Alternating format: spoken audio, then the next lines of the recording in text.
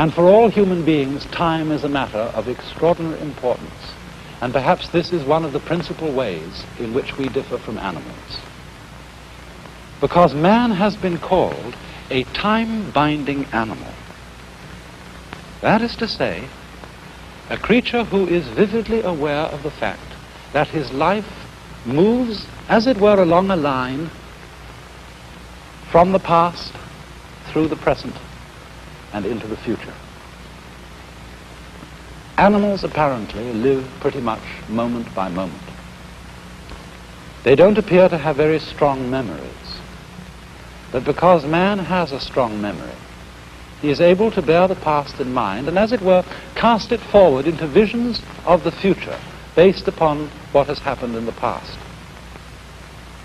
And therefore, although this facility gives man the most extraordinary ability to plan his life, to prepare for future eventualities, at the same time, there is a very heavy price which he pays for it, and especially if he takes this ability too seriously.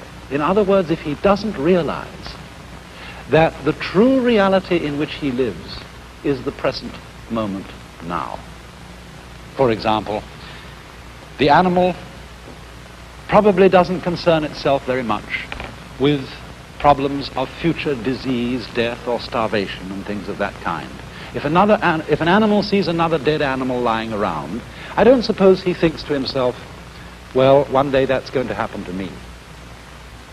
Rather, he just sees a dead animal, sniffs it, sees whether it's good to eat, and wanders away. But for human beings, it's entirely different. Because we actually spend most of our time and a great deal of our emotional energy living in time which is not here, living in an elsewhere which is not concretely real. So much so that although we may be quite comfortable and happy in our present circumstances, if there is not a guarantee, not a promise, of a good time coming tomorrow and tomorrow and tomorrow and tomorrow, we are at once unhappy, even in the midst of pleasure and affluence. And so we develop a kind of chronic anxiety about time. We want to be sure more and more, because of our sensitivity to the feeling of time, we want to be sure more and more that our future is assured. And for this reason, the future becomes of more importance to most human beings than the present.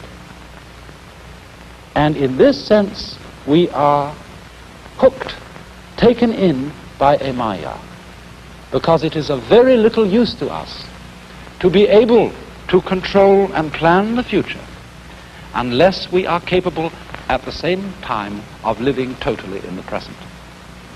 And so, when in civilized societies we spend so much of our time living for the future, we become very much like those celebrated donkeys, you know, that have a carrot fastened on a stick that's tied to the neck, you know, behind here, and it comes over, and there's the carrot dangling in front of them. And they pursue it, but can never reach it. And so in exactly the same way, it's that way with us.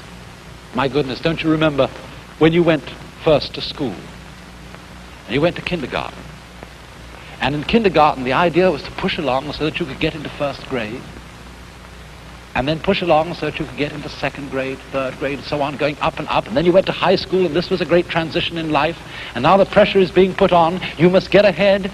You must go up the grades and finally be good enough to get to college. And then when you get to college, you're still going step by step, up to the great moment in which you're ready to go out into the world.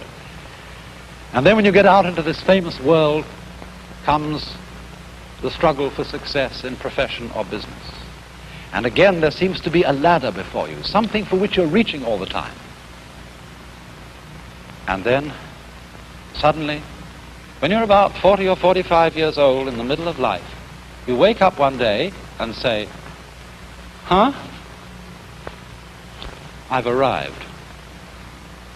And by Jove, I feel pretty much the same as I've always felt. In fact, I'm not so sure that I don't feel a little bit cheated. Because, you see, you were fooled. You were always living for somewhere where you aren't.